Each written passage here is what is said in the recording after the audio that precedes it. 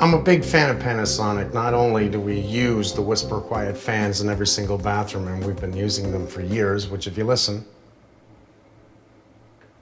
it is so quiet.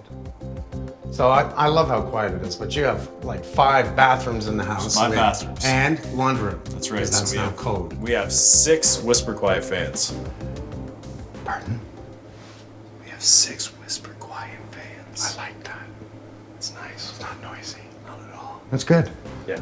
Yeah, but you know how these work. Yeah. They run 24 hours a day on about 25%. You don't hear them. And then when you walk in, it senses you and kicks it back up to full.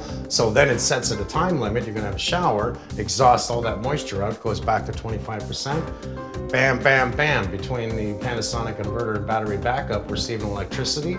We're moving air the way we're supposed to be moving it. Allowing our house to breathe. The importance of the fan moving air constantly, I don't think people understand. It's like the HRV, heat recovery ventilation.